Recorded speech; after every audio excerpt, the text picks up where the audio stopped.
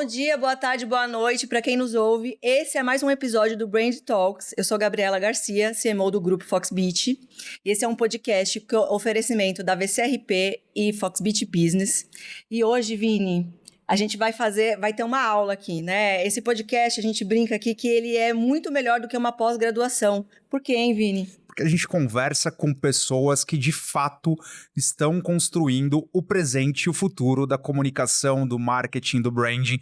Pessoas da vida real, né, Gabi? E hoje a gente tem a honra de ter aqui conosco ele que eu tive o prazer de atuar em parceria, tive o prazer de ser fornecedor, e hoje eu tenho o prazer de acompanhar e aprender, que é o grande Paulo Romariz, diretor de comunicação da Visa. Paulo, obrigado pela presença, cara. É um prazer gigantesco estar aqui. Tem duas coisas que eu gosto muito. Adoro falar de comunicação e a segunda tá em boas companhias. Então eu tô super feliz de ter sido convidado por vocês. E Seja muito bem-vindo. E como vocês perceberam, ele é muito político também. Começou bem. Paulo, antes da gente começar aqui com os temas, a gente tá muito curioso para aprender com você. Quem é Paulo Romariz? Conta um pouquinho da sua história, como você chegou na Visa. Vamos lá. Pergunta difícil. Já começamos com a pergunta mais difícil do podcast, mas eu sou... Primeiro de tudo, eu gosto de falar que eu sou um nordestino, sou alagoano, que já estou em São Paulo há mais ou menos uns 20 e poucos anos. Então, acho que eu já vivi mais em São Paulo do que em Alagoas, mas continuo muito nordestino, faço questão disso. E sou um cara que é apaixonado por comunicação.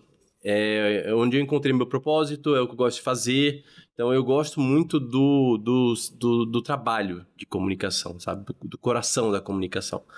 Trabalhei em inúmeras empresas e consegui atuar em diferentes frentes de comunicação. Então, hoje em dia, eu sou diretor de comunicação da Visa, como você bem pontuou, há mais ou menos quase 10 anos. Mas já trabalhei no Grupo Pão de Açúcar, já trabalhei em muita agência, já trabalhei em relação governamental, em agência de comunicação interna, em relações públicas, trabalhei muito com marketing. Então, eu consegui, na minha carreira, diversificar as áreas de atuação dentro de comunicação e também dentro de setores diferentes. Assim. Então, eu trabalhei com varejo, com o Grupo Pão de Açúcar, Magazine Luiza, trabalhei com indústria, trabalhei com escola, trabalhei com motel. Então, e sempre fazendo comunicação interna, externa, com stakeholders, com o governo, mas sempre pensando em como aquela empresa vai se comunicar com alguém, com algum público estratégico. Não, perfeito. E com esse vasto currículo, essa vasta experiência, a gente estava brincando aqui no off, né? Quando eu falei, Paulo, você se apresenta, ele falou, às vezes as pessoas nos apresentam melhor e a gente não consegue entender tudo que a gente já fez na vida. Então são momentos como esse que você olha para trás e vê o quanto você já construiu pela comunicação, né? Eu fico muito honrado de ter você aqui, eu admiro muito o seu trabalho. E você tocou num ponto muito bom, que é tanto cultura interna, externa e reputação. Então vamos falar sobre reputação e cultura com base na comunicação. Hoje você tem um grande desafio na Visa, que a Visa é B2B e é B2C, né? Como que você olha para reputação e cultura lá dentro hoje?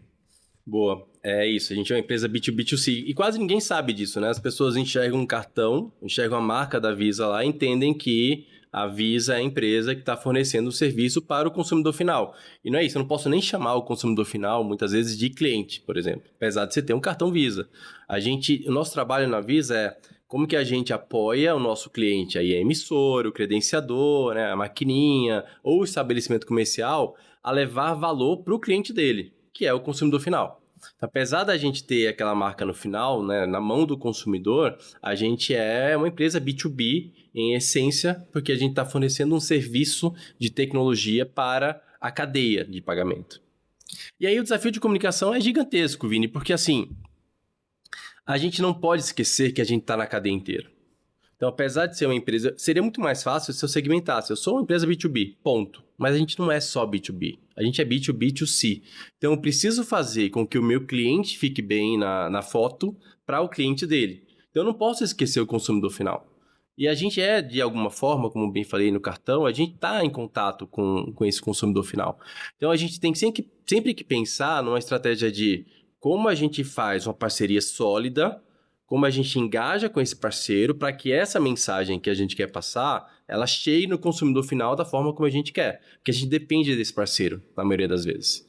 E isso deixando bem claro quais são os papéis, que eu acho que aí é que é o desafio. Porque muita gente acha que a Visa é quem dá o crédito, a Visa é quem paga, que cobra anuidade, os juros, e a gente não faz nada disso.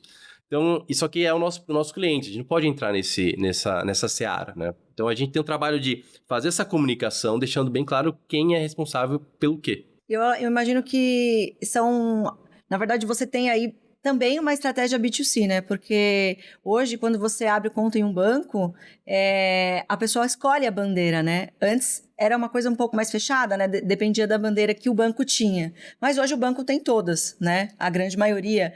E o público final, ele escolhe a bandeira que ele quer utilizar, né? Então, você tem que ter uma marca e uma boa reputação para que ele tenha esse mercado, para que o seu cliente também tenha esse mercado, né? Então, assim, a sua venda final, ela fica com o B2B, né? Que vai fazer o 2C ali, né? Mas você já também tem que fazer essa estratégia, né? Como que vocês trabalham essas diferentes formas de comunicação? É isso, Gabi. Eu acho que essa é a mágica do negócio. Porque, de novo, se eu pudesse segmentar, seria muito mais fácil a nossa vida. Mas pra gente é muito prazeroso ouvir de um banco ou de um gerente de um emissor que o consumidor dele chegou, eu quero um Visa. Porque existem os comércios, existem os contratos comerciais, as negociações entre o B2B, mas se o consumidor final chega, eu quero esse cartão, é esse cartão que ele vai ganhar. Então o emissor, ele escuta, né, os bons emissores, eles escutam o que os consumidores estão querendo. Então esse trabalho que a gente faz do B2C nos ajuda muito na negociação e no trabalho B2B. Então ao conquistar... E a gente tem inúmeras estratégias. A gente tem o Vai de Visa, que é a nossa plataforma de relacionamento, que é uma plataforma de relacionamento com o consumidor final. A gente tem os benefícios dos cartões. A gente tem a plataforma de patrocínio da Visa, que é muito importante para toda essa estratégia que a gente vai conversar aqui. Então, a Visa, ela hoje patrocina FIFA, né? Então, Copa do Mundo Feminina. A gente patrocina Olimpíadas, o COI. A gente tem a Olimpíada de Verão, a gente vai ter agora no ano que vem a Olimpíada de Inverno, que pouca gente conhece, mas que está ganhando cada vez mais relevância. Até vai ter um brasileiro que a gente está patrocinando que tem chance de medalha no slalom, por exemplo. A gente patrocina a NFL, que está chegando no Brasil, já é algo muito forte aqui. A gente patrocina... uma escuderia da Fórmula 1, que é o Vicarb. Então, esses assets de patrocínio também nos ajudam muito a fidelizar esse cliente, a fazer com que ele chegue no final e fale, eu quero um cartão Visa, porque a Visa, ela patrocina o esporte que eu quero, a competição que eu quero participar, ele patrocina o Team Liquid, que é um time de e-sport que eu gosto, que eu quero assistir um jogo, eu quero poder, né, tá próximo. Então, a Visa me dá essa chance, então eu quero um cartão Visa. Então, a gente tem essa estratégia sim, e tem a estratégia de negociação B2B, que é muito mais comercial, mas que também está atrelada à reputação, porque eu preciso... Primeiro que eu preciso que ele entenda que esse consumidor prefere Visa, e eu também quero que o meu cliente B2B, ele tenha... E aí, dentro de comunicação, é outro olhar que a gente fala. Ele entenda a nossa credibilidade.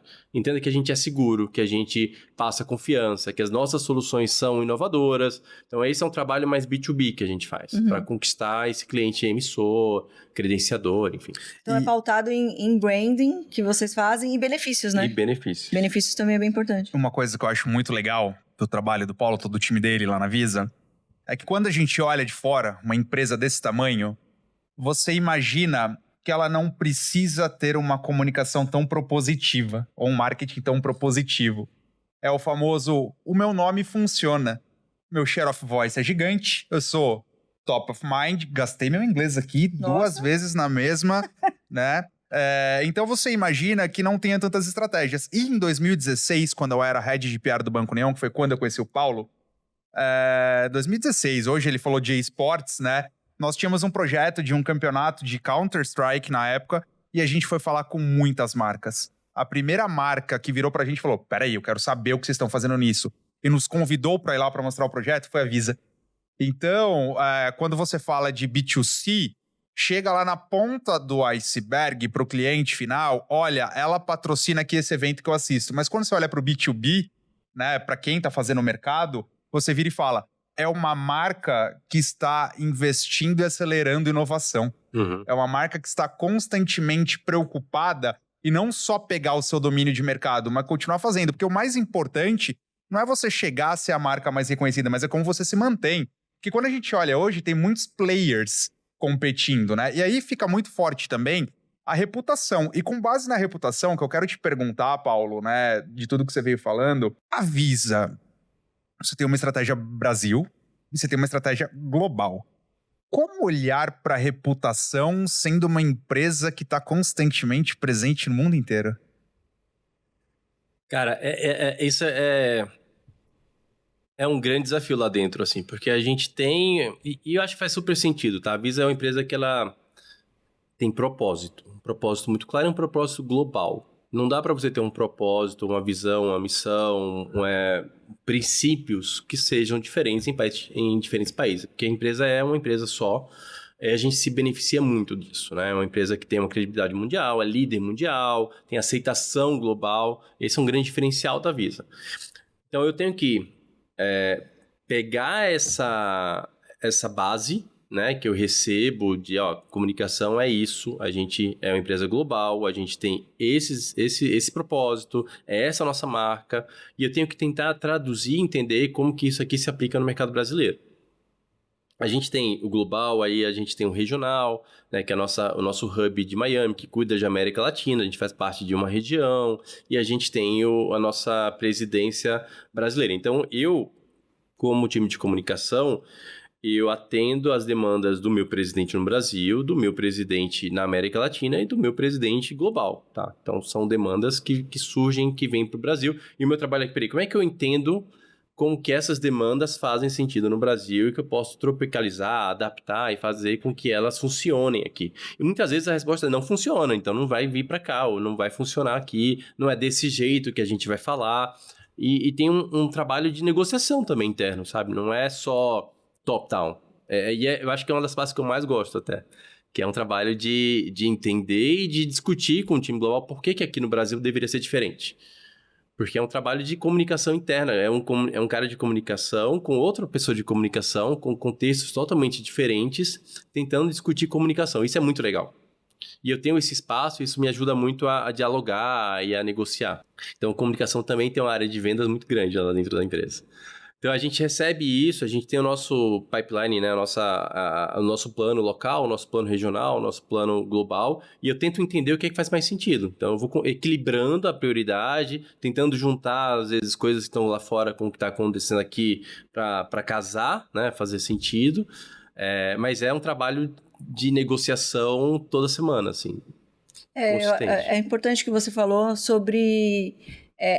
você é diretor de comunicação, mas não é que as pessoas pensam que é só externo, né? É para mercado.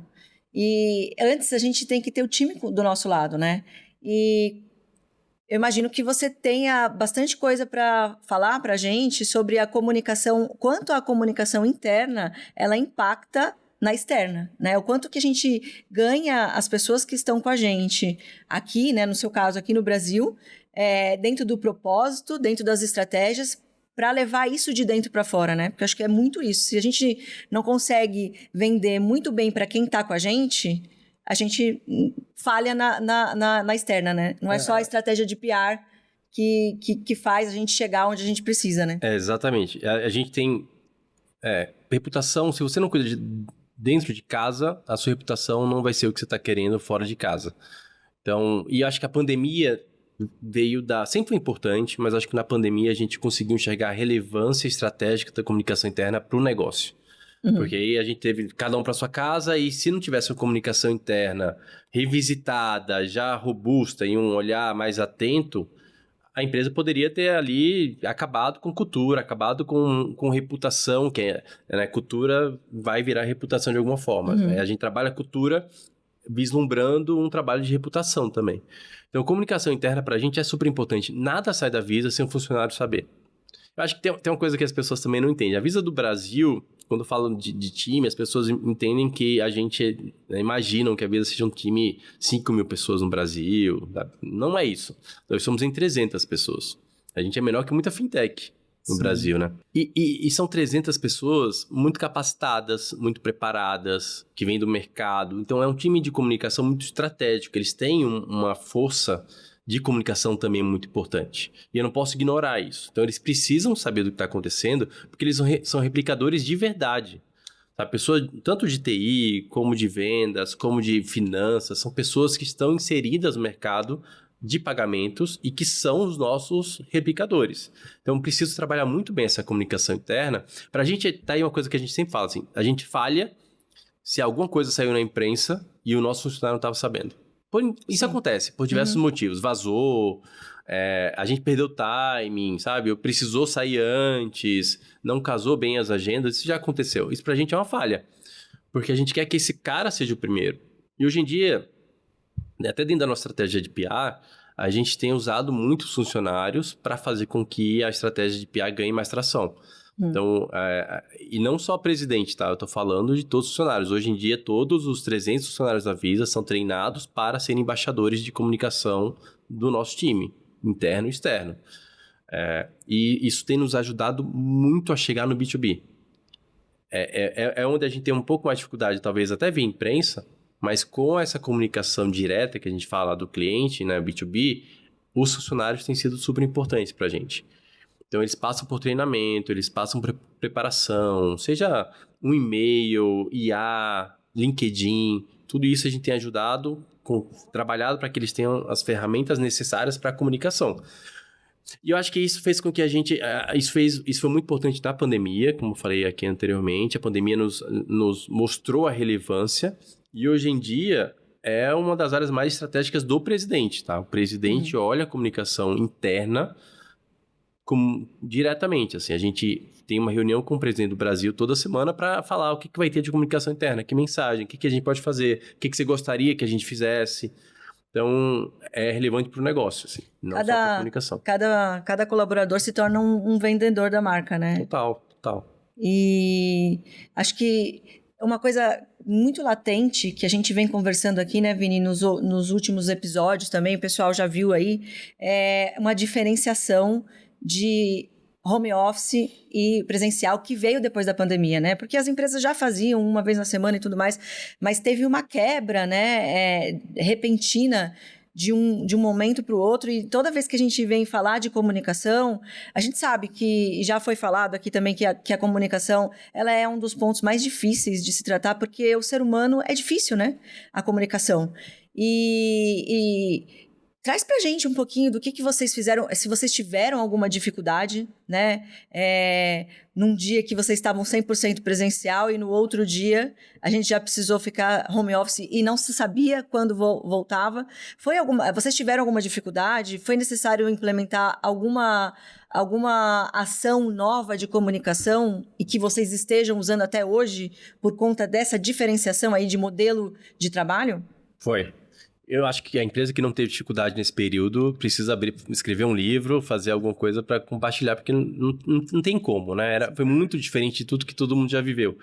Mas a gente trabalha com o resultado e com as consequências desse período até hoje, tá? Não foi algo que a gente trabalhou lá em 2020, 2021 e parou e voltou para a vida normal. Não. Tem consequências que elas duram e existem até hoje. A gente trabalha a cultura hoje em dia muito focado no que aconteceu nesse período e no que ainda está acontecendo, porque a gente não voltou integralmente, né? A gente cresceu quase 50% no número de funcionários nos últimos 4, 5 anos. Então, é muita gente nova entrando também. Entrando já em modelo híbrido. Então, tem pessoas... A gente faz com que todo mundo, pelo menos um dia na semana, esteja com uma área diferente e tal, para gerar essa integração. Mas acontece, às vezes, você não consegue, né? Então, a gente promove muito momentos onde todo o time esteja presente, de troca de time, muito por causa dessa questão do híbrido, do time crescer e do que aconteceu há 5 anos atrás. Mas foi um choque pra gente muito grande. A gente ficou uns 2, 3 anos de total home office. Nesse período foi um trabalho muito de comunicação interna para entender como que a gente integra de casa. Então, a gente fez tudo, webinar, sessão de yoga para funcionário de casa, ajudar o funcionário a fazer exercício físico dentro da sua casa, sabe? E a gente olhava muito sobre uma perspectiva de cuidado, muito mais do que a gente olha hoje até, tá? Então, a gente pegou isso junto com o RH de como é que a gente cuida desse cara para que ele tenha uma saúde mental que é importante para a gente, né, para que ele se cuide, ao mesmo tempo que ele não deixe de entender a cultura da Visa e entender que somos parte de um time. Trabalhar a unidade, para a gente foi esse o maior desafio, tá? Então a gente fez muita coisa, a gente aproveitou muito esse recesso para rever algumas questões que a gente tinha de time, de olhar para a pessoa, de entender os benefícios dos funcionários. A gente reviu muito essa gama que a gente oferecia, a gente mudou totalmente e a gente começou a trabalhar muito mais de forma integrada e tentar unir mais as pessoas, estar todo mundo presente e presente de verdade, assim, né? Quando a gente queria que fosse uma call, uma reunião, todo mundo não ligasse câmera, né, prestasse atenção no colega e tivesse... Então, a gente trabalhou muito essa questão do home office dentro da cultura, né? Porque é uma cultura nova, a gente não tinha essa cultura, então a gente precisou trabalhar. Sim. E hoje, a gente tem um trabalho muito grande de cultura, principalmente com o que a gente chama de middle management, que é uma área extremamente importante para as empresas. Porque é quem responde para a diretoria e quem está em contato também com a operação. Então, esse nível aqui, às vezes é um nível que não é tão olhado e que é muito estratégico para a cultura. Então, a gente está fazendo um trabalho hoje com esse layer, né, essa camada dentro da empresa, para que ele se sinta preparado para, primeiro, repassar essa informação para a diretoria, que não chega às vezes, e repassar a mesma coisa para quem é a operação. Então, a gente está olhando muito com muito cuidado. Então, a gente está dando treinamento, a gente está fazendo uma consultoria com uma agência super interessante de preparação, porque não é uma pressão muito grande, né? Top-down e o up, e o down-up também. Então, a gente está tentando ajudar essas pessoas peraí, como é que a gente consegue repassar essa informação sem desconsiderar o contexto e, ao mesmo tempo, fazer com que esse cara aqui embaixo, ele seja ouvido por quem está em cima. E fica no middle, né? Por mais que a gente crie canais diretos, a gente sabe que nem sempre funciona. Então, a gente está olhando muito esse middle para nos ajudar a fazer essa comunicação fluir e criar essa cultura que a gente quer. Quando você fala de cultura e você falou de reputação, tem um ponto aqui que eu peguei, né? Que é já falando um pouquinho de como construir uma cultura, uma comunicação global. Você falou, o presidente Visa Brasil, presidente... Então, assim, primeiro eu queria falar para o nosso público, você que reclama de ter um chefe, o Paulo tem 3. Exatamente. Então, tá tudo bem com você, tá? Cara, como que é essa diferença de você conciliar a cultura de 3 territórios totalmente diferentes? Lá na VCRP, por exemplo, nós temos clientes que querem que o mesmo conteúdo dos Estados Unidos saia no Brasil. Eu viro para ele e falo, calma, querido, aqui não tá falando isso. Eu acho que o maior case da minha vida foi explicar uma ativação de carnaval para um gringo o que é carnaval, né? As pessoas saem na rua, num carro, tem uma banda, por que investir nisso? Mas, por exemplo, são assuntos diferentes. O Brasil tem um sistema financeiro, tributário totalmente diferente, né? Assim como assuntos de lá não performam aqui, assuntos daqui talvez não performem lá. Como que você lida com essa junção de demandas de 3 presidentes de área totalmente diferentes? Eu acho que tem que ter muita transparência. E assim, a gente conseguiu aqui no Brasil criar uma reputação interna também de mostrar o seguinte, a gente escuta o que a gente tem para dizer. Não é que a gente não queira... E eu acho que também é um jogo de cintura que você precisa ter, sabe, Vini? Não é que a gente não queira que essa ação ou, né, que você está querendo lançar não venha para o Brasil. Não é isso. A gente só quer fazer com que isso seja lançado de uma forma eficiente, da melhor forma possível. Então, a gente tem muita conversa do tipo, legal, vamos ver como é que a gente pode melhorar isso aqui para o cenário brasileiro. Então, a gente tem muito essa negociação, como eu falei no começo, sabe? É uma negociação recorrente mesmo, assim, porque... às vezes a gente recebe coisas do tipo, os Estados Unidos lançou uma nova solução, o que não impacta o Brasil, que não chegou no Brasil. E que a ideia de comunicação da pessoa de comunicação lá fora é que seja massiva para o B2C, mas não vai chegar no B2C do brasileiro. Então não tem por que a gente ter uma estratégia de comunicação B2C nesse caso. Então a gente tem muito trabalho, por que a gente não faz um B2B para mostrar sobre uma tendência de uma solução que está nos Estados Unidos, que pode chegar no Brasil em alguns anos, até para iniciar essa conversa que a gente vai ter com a imprensa, que talvez a solução chegue em 2, 3 anos, então a gente já começa ali mostrando que a Visa, ela é proprietária, ela tem know-how nesse sentido, e depois a gente vai educando o consumidor a entender aquilo. Porque é isso, né? Nosso papel aqui é de mostrar a realidade de cada país. E eu defendo isso com muita força lá dentro, assim. Não vai funcionar. Não vou fazer. Quer dizer que eu não queira fazer? Não. Vamos fazer diferente. Vamos conversar, vamos negociar. E a gente tenta chegar nesses acordos, assim, internos, sabe? Nós temos um case lá na BCRP, disso que você falou de ouvir o local, né? Ter essa cultura que eles escutam, falam assim, cara, se o time do Paulo tá falando que não vai funcionar, não é uma vaidade que eles não querem fazer. Realmente é a cultura de olhar para o melhor da marca. Obviamente não posso falar o nome da marca, mas é um cliente nosso que patrocinou a Copa do Mundo. Só que quem patrocinou a Copa do Mundo foi a matriz. E aí só quem poderia falar pelo patrocínio foi a matriz. Nós não tínhamos porta-voz no Brasil. Então o cliente, não, temos que ativar a imprensa brasileira, não sei o que. Não tinha porta-voz para comentar o porquê do patrocínio, não tinha porta-voz para falar qual era a estratégia daquele patrocínio para o Brasil. Era uma coisa totalmente regional. Então, você tocou num ponto muito bom que é criar essa cultura. A gente estava falando aqui no off que nós, como comunicadores, a gente tem que educar um pouquinho os nossos pares de outras áreas, né? Eu estava até comentando no meu começo do Banco Neon, nenhuma área queria sair na imprensa. Depois de 6 meses, todo mundo queria sair. Por quê? Porque eles aprenderam. Então, acho que a gente tem muito esse papel. Você ia fazer a pergunta, eu te interrompi, eu te peço desculpas. Imagina, que isso? A gente tá aqui, né? Só pra ser simpático Tem com uma coisa você, que a Gabi. Gabi perguntou, que eu acho que é importante, até em relação ao B2B, B2C que a gente falou no começo, e deve ser usado até em comunicação interna, que a gente tá usando cada vez mais, que é dados, tá, gente? A Visa... E aquilo que você falou, como é que a gente chega no C e mostra? A gente tem um benefício muito grande, Gabi, que é a rede da Visa, a VisaNet. Então, são 80 mil transações por segundo que passam nessa rede, então tem muito dado. Quando a gente começou a fundamentalizar toda a nossa estratégia de comunicação na VisaNet, seja B2B ou B2C, é exatamente o que você falou até na questão do eSports. Peraí, tá crescendo aqui, a gente consegue enxergar que tá crescendo. Então, vamos atuar aqui. A gente está percebendo uma tendência aqui de transação nessa região.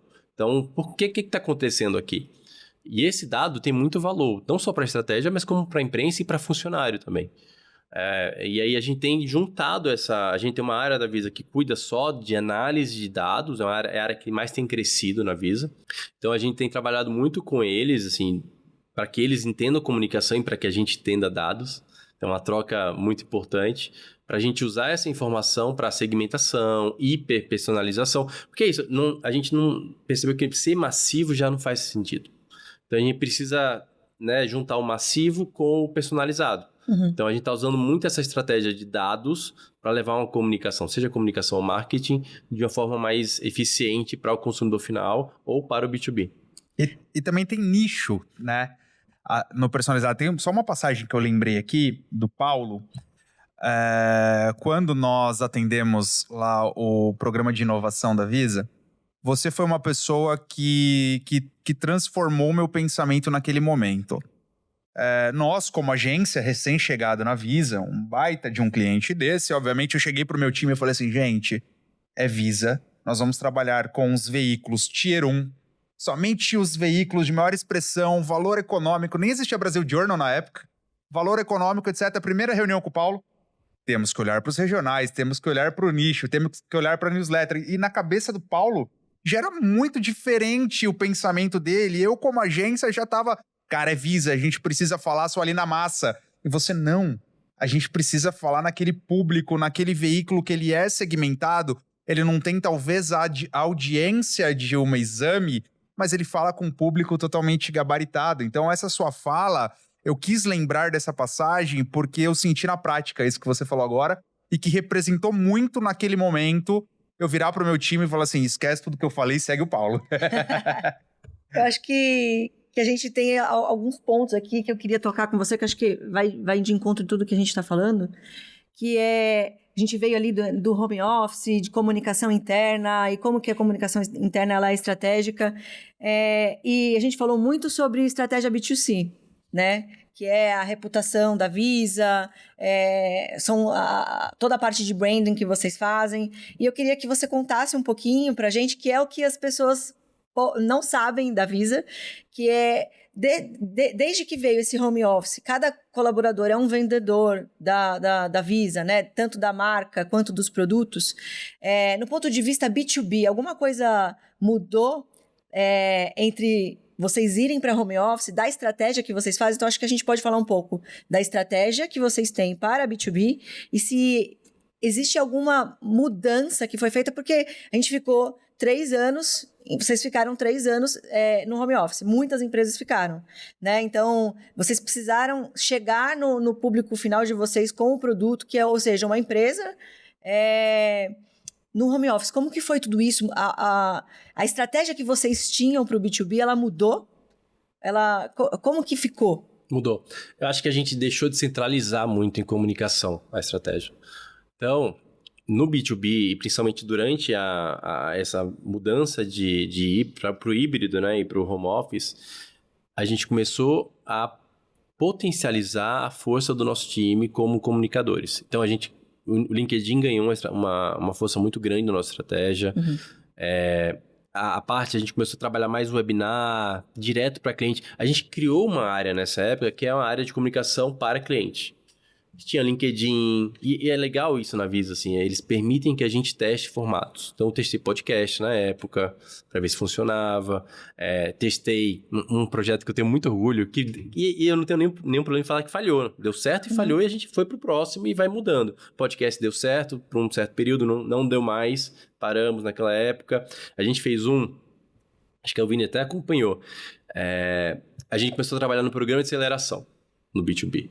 São empresas que a gente não tinha um relacionamento tão próximo, a gente estava construindo um relacionamento. E mais do que para a aceleração, a gente também começou a trabalhar uma área de novos negócios voltadas para a fintech, que também, naquela época, alguns anos atrás, era muita gente chegando, muita fintech querendo ter um cartão Visa, e a gente estava querendo ter um relacionamento. Era muita gente para pouca gente que atendia. Então, como é que a gente leva valor para esse cliente? E a gente criou um produto, um serviço, que era gratuito para essas fintechs e startups, e eu pagava o clipe neles. Nossa. Que não era algo que eles olhavam, assim. Eles queriam saber o que estava acontecendo na indústria, mas eles não tinham necessariamente uma pessoa de comunicação ou um budget para pagar o clipping, por exemplo. Então, eu paguei o clipping de mais ou menos umas 40 a 50 empresas. Todos os dias eles recebiam um clipping, vamos supor, Foxbit. Então, eles recebiam o que saía de Foxbit, o que saía de Visa e o que saía de indústria de pagamento. Porque eu queria que eles soubessem o que saía da Visa. A curadoria era minha. Uhum. Então, eu ajudava, obviamente, a receber tudo que saiu na imprensa sobre a empresa deles e sobre o setor, sobre de pagamento. Mas eu também, olha essa notícia aqui legal da Visa que saiu. Então, aquilo me ajudou muito a levar informação relevante de Visa para o B2B. Para o meu cliente B2B, que muitas vezes, às vezes, não lia necessariamente o valor econômico na página 12 do dia 3 de novembro, mas aí o clipe ele parava para ler. Então, a gente entendeu a força desse serviço e a gente começou a levar informações relevantes. Às vezes, eu colocava até link de post do LinkedIn do presidente da Visa lá dentro. Eu queria que ele tivesse essa visibilidade. Então, esses canais, nesse período, eles me ajudaram muito a levar a mensagem para o B2B. Hoje em dia, a gente continua, o Clipping acabou, ele viveu 3 anos, foi muito bom, tenho muito orgulho desse projeto, depois não fez mais sentido, e hoje em dia a gente entende muito essa voz do funcionário, do porta-voz Visa dentro do LinkedIn, como algo estratégico para a gente. Então, a gente tem trabalhado cada vez mais em descentralizar. Não é a Visa no LinkedIn falando, mas é o Nuno, presidente, a nossa diretora, a nossa vice-presidente de marketing falando, nosso vice-presidente de tecnologia e inovação falando. Então, a gente tem feito esse trabalho mais dos executivos para o B2B. Os top voices da empresa são todos, né? São todos. Não só os executivos, né? E é engraçado isso, que a gente faz sugestão de post para os 300 funcionários. Nossa. Então, eles têm um serviço que a gente faz isso desde 2017, foi até case do LinkedIn, mas essa ferramenta foi mudando. Eles têm um aplicativo, um sistema, que eles têm lá, o time de comunicação indica que você poste esses temas. e tem lá já escrito a legenda, se ele quiser, com o link, ou a foto, ou o vídeo, e ele só faz compartilhar e vai direto para o perfil dele, como se ele tivesse feito essa postagem. Obviamente, o que eu indico é que, né, customize, não faça uma coisa genérica, então tem lá uma sugestão de legenda, mas trabalhe em cima dela, para que seja algo mais proprietário e autêntico, mas tem lá Ele vem da área de comunicação. Vem da área de sugestão. comunicação. Então, todos os 300 recebem isso, eles têm lá no aplicativo, esse assunto não faz sentido para mim, mas esse aqui faz. Aí ele vai lá e compartilha na rede dele. É uma forma de da gente ir pro digital a estratégia business, né? Porque até então, até a pandemia, porque sempre a gente vai ter esse pandemia, depois de pandemia, porque veio do home office. Mas as estratégias B2B, elas sempre foram muito pautadas em eventos, né?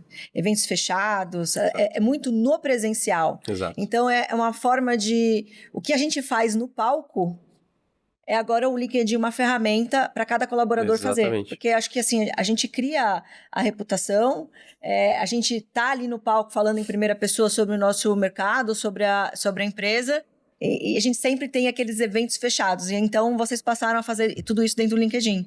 É um bom insight, hein, galera? E, Gabi, a gente pode contar daquela marca que tinham 2 CEOs que não queriam ir pro LinkedIn, a gente ficou... Eu não vou contar que marca é, tá, pessoal? Mas a gente ficou quase 3 anos, trabalho da Gabi, para convencer, né, que os porta-vozes, eles precisavam aparecer, eles precisavam estar presentes no LinkedIn, porque as pessoas se conectam com pessoas. Obviamente você tem uma marca por trás, mas a marca, ela não fala, ela traduz ali o que as pessoas estão... E eu sinto muito isso também, né? Eu me deparo com alguns executivos de grandes empresas que já chegam pra gente, assim...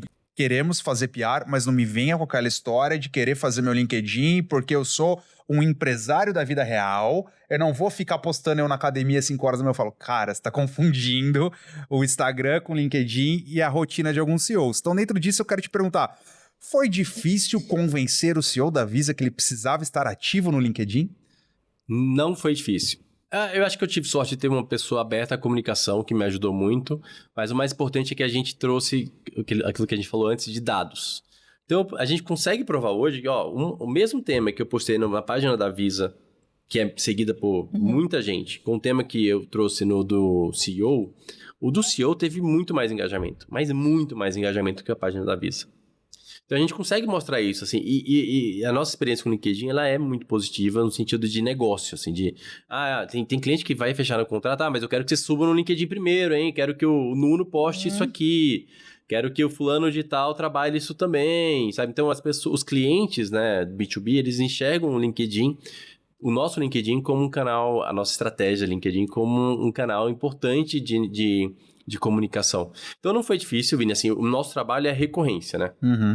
Sendo bem sincero com você, existe trabalho, porque eu não... E é importante isso também. Eu não pego a senha do nosso executivo e escrevo para ele. Isso é proibido na Visa, tá? Quem faz é ele.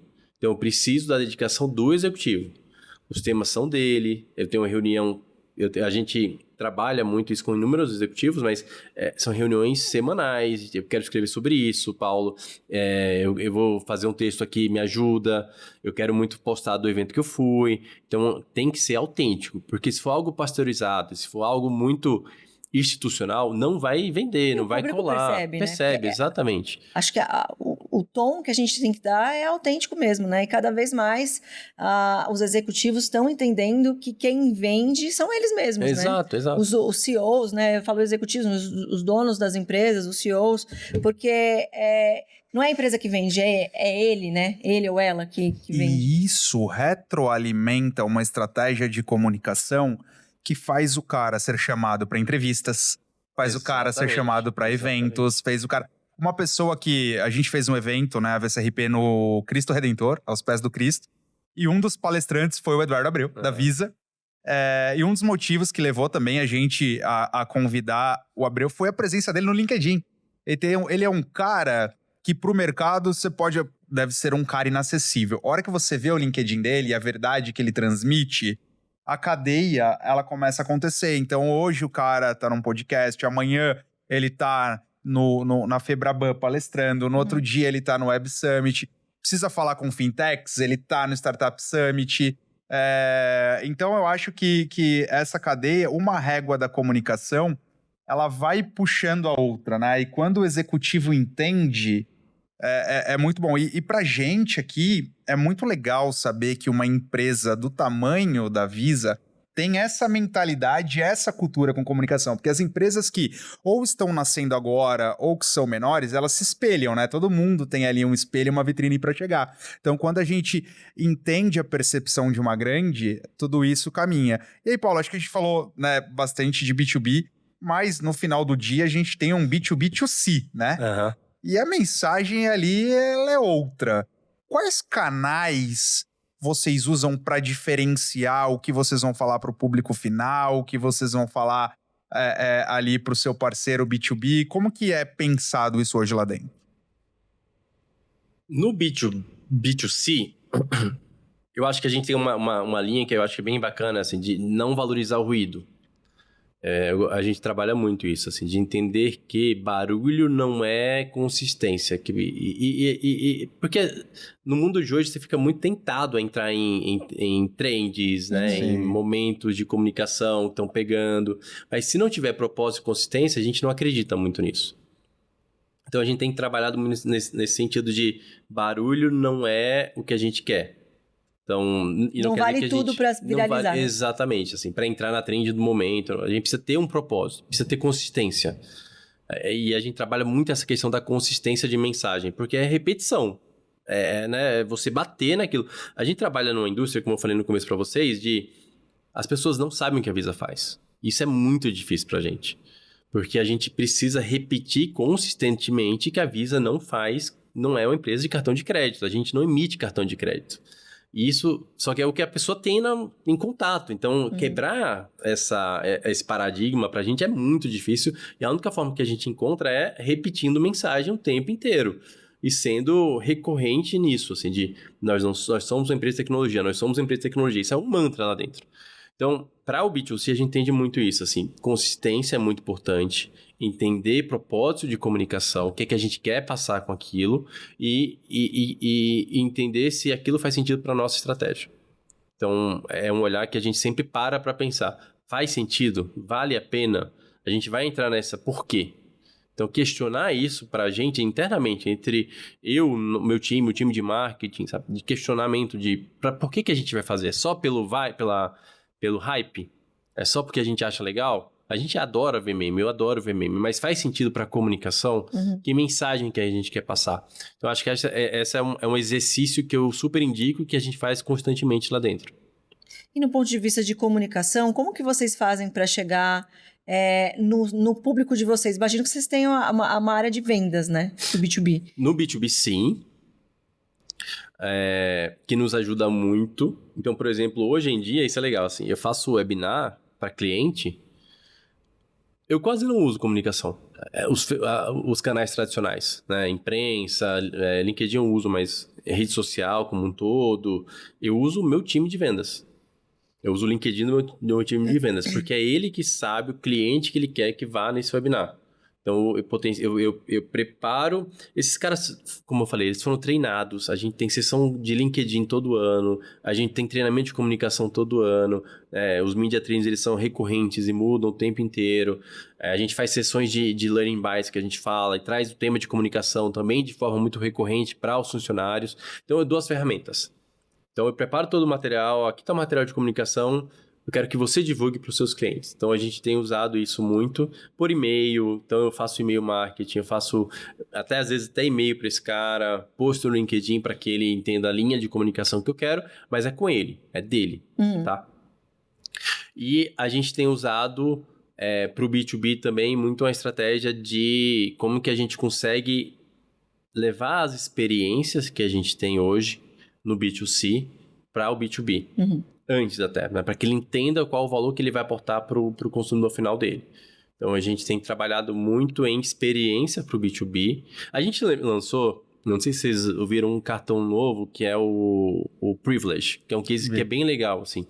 Que é um cartão dentro disso que a gente falou de dados, a gente percebeu que é um público que não é bem atendido hoje em dia na indústria de pagamento, que são as pessoas muito ricas, né? Não são as pessoas ricas, são as pessoas bilionárias. Hoje em dia, só 200 mil pessoas no Brasil teriam acesso a esse produto. E 50% delas estão assistindo aqui o nosso podcast. Exatamente. E aí a gente ficava pensando muito, né? Assim, como é que a gente fala com esse público? Porque não é um público fácil, né? Não é um público que... não sei se ele tá lendo o jornal ou se ele tá no LinkedIn ou nas redes sociais. Não conheço esse cara. Não faz parte da minha roda de amigos, infelizmente. E aí a gente entendeu que o nosso contato principal com esse cara tá na mão do gerente do banco, que tá lá atendendo esse cara. Sabe? Tá com os nossos parceiros. Então a gente trouxe eles para nossa conversa de comunicação para entender... Como que a gente comunica melhor? O que a gente faz com esse cara? Não é qualquer pessoa, não é por convite, né? Eu quero esse cartão, isso não vai funcionar com ele. Então, a gente trouxe muito esses insights dessas pessoas, do nosso cliente, para construir essa comunicação a 4 mãos. Então, é isso também. Às vezes, é estar aberto a ouvir o outro, sabe? Escuta ativa é muito importante para a comunicação. Valorizar isso. Você não sabe de tudo, você tem fórmulas prontas, você não conhece todo mundo, você não está por dentro de todos os públicos. Quanto mais risco você toma, e o risco está atrelado a não conhecer, a não saber o que você está fazendo direito. Então, ouvir o outro e trabalhar essa escutativa, entender que o outro às vezes pode trazer inputs de comunicação para você, é super importante e tem ajudado muita gente. A gente passa por você está falando aí, eu estou lembrando muito aqui do que eu vivo e vivi na Foxbit, né? Porque a gente tem muito em comum, porque a Foxbit ela nasceu sendo uma empresa B2C. Um pouco diferente, vocês não nasceram sendo B2C, né? Mas a gente nasceu sendo uma corretora de criptoativos.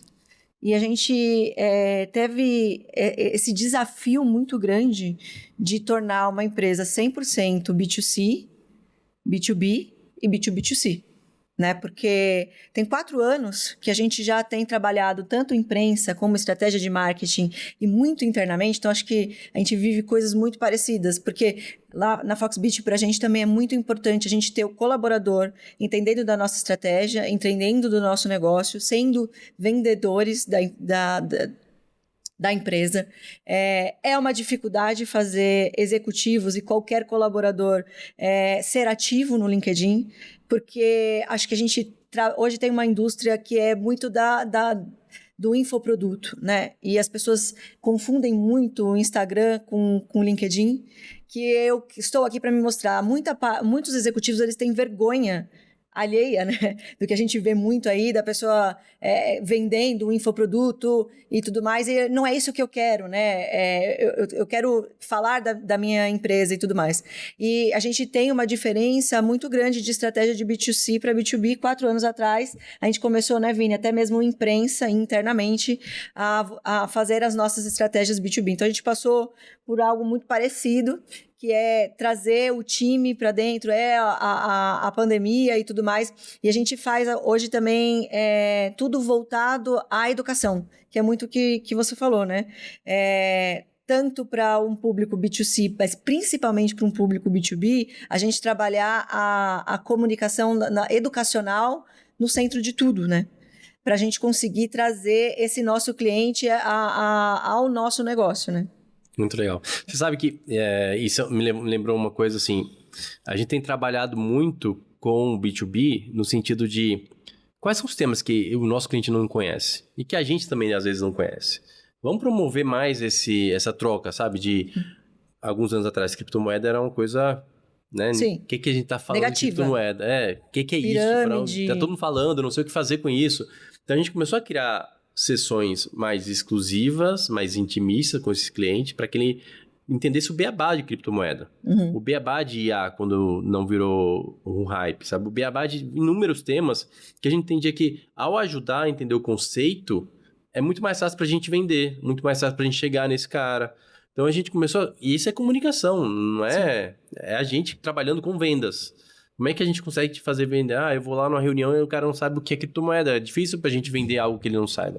Então, a gente começou a trabalhar nesse beabá, no B2B, para que ele entendesse o básico e, às vezes, sem nenhum interesse, assim. A gente quer que você conheça, a gente tá trocando conhecimento, a gente tá levando conteúdo. Porque é isso, por mais que imprensa seja estratégico, LinkedIn é estratégico, a Visa é hoje também um provedor, um criador de conteúdo. Sim. Então, a gente quer que os nossos parceiros, principalmente o B2B, até mais que o B2C, mas o B2C também, enxergue a Visa como, peraí, eu não estou sabendo como é que funciona o pagamento contactless, pagamento por aproximação. Deixa eu ver se tem na Visa um conteúdo explicando isso. Então, esses conteúdos, né, ele não precisa entrar na Folha de São Paulo para saber como funciona. Eu quero que ele enxergue a Visa como uma fonte de informação também.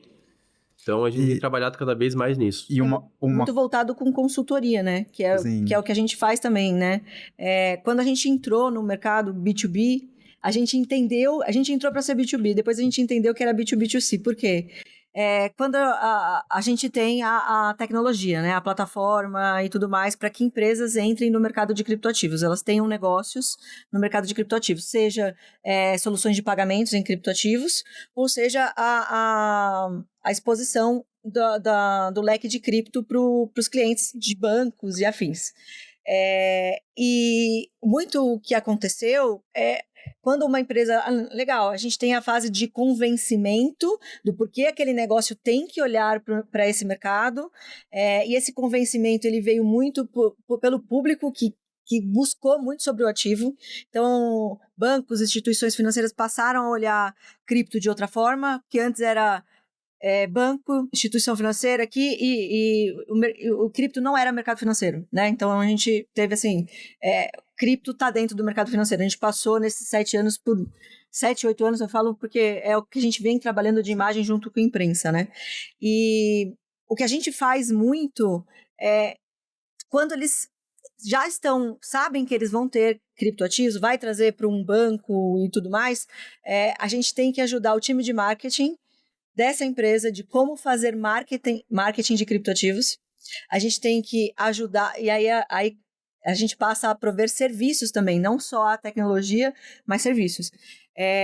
E quando vai fazer um atendimento desse cliente de criptoativos, me fala o hash da transação. A pessoa que atende no mercado financeiro, ela é completamente diferente. Então, a gente acaba tendo que fazer consultoria de marketing, de atendimento e tudo mais. Eu imagino que vocês quase uma têm house, isso também, né? quase uma house, uma Sim. agência do cliente, né?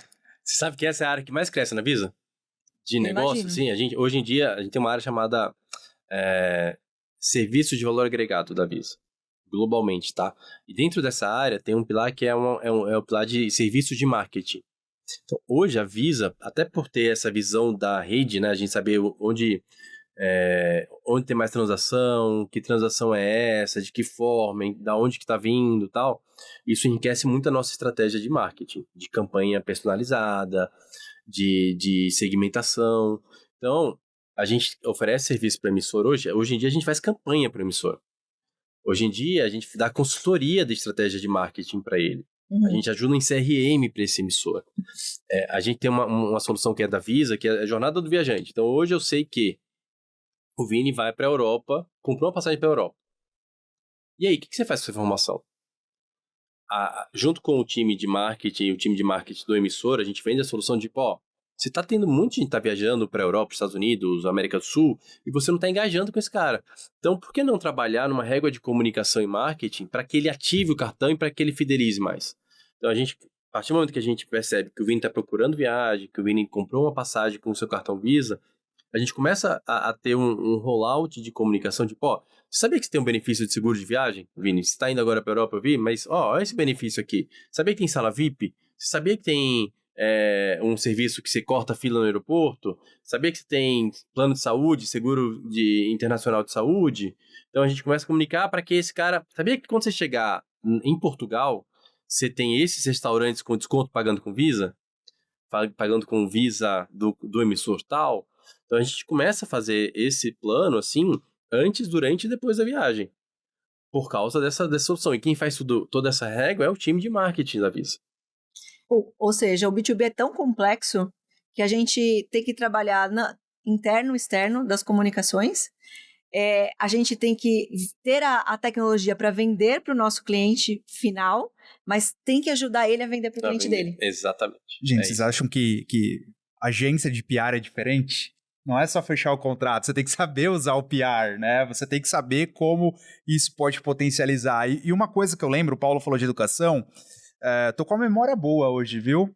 Eu lembrei de um vídeo do ex-presidente da Visa, do Teles, com a camisa do Flamengo, indo no Maracanã pro jogo, aproximando o cartão da Visa na catraca do metrô, ensinando como usava a aproximação no metrô do Rio de Janeiro. Então, quando ele fala de educação, nossa, é um serviço contactless, vem aquelas palavras rebuscadas, vem tudo. E eles traduziram por meio do CEO numa simplicidade, mostrando o cotidiano dele, mostrando o dia a dia.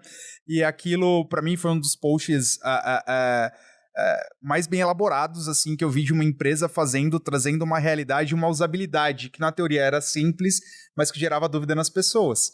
Então, eu acho que, né, aqui estamos em comum acordo que o B2B tem uma dificuldade e umas peculiaridades. E falando em dificuldades e peculiaridades, para a gente entrar aqui já no nosso roteiro final, o que você acha que vai ser o futuro da comunicação? E não falando somente de inteligência artificial, que já é o presente e futuro, como que você imagina que o mercado, especificamente da comunicação, não necessariamente da Visa, vai se desenhar daqui para frente? Eu acredito muito em dados, acho que a gente falou bastante sobre isso, e eu acho que é um caminho que a gente tem seguido muito. Eu acredito muito na humanização do conteúdo, olhar para o seu público, para quem você quer atingir, entender que aquilo é uma pessoa, que aquela pessoa tem uma agenda corrida, e enfim, como é que eu consigo levar o conteúdo da melhor forma para ele, do jeito que ele precisa.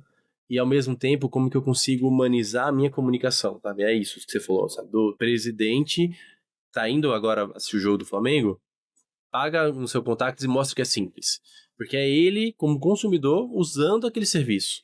Então, em vez de fazer algo robusto, mostrando toda a tecnologia, que tem muita tecnologia embarcada, mas isso não vai levar nenhuma mensagem necessariamente relevante para o consumidor final, como que eu humanizo isso? É uma pessoa que está por trás, e uma pessoa que entende que existe uma outra pessoa que está na frente dela querendo receber aquela mensagem. Então, eu acredito muito na humanização, nos dados.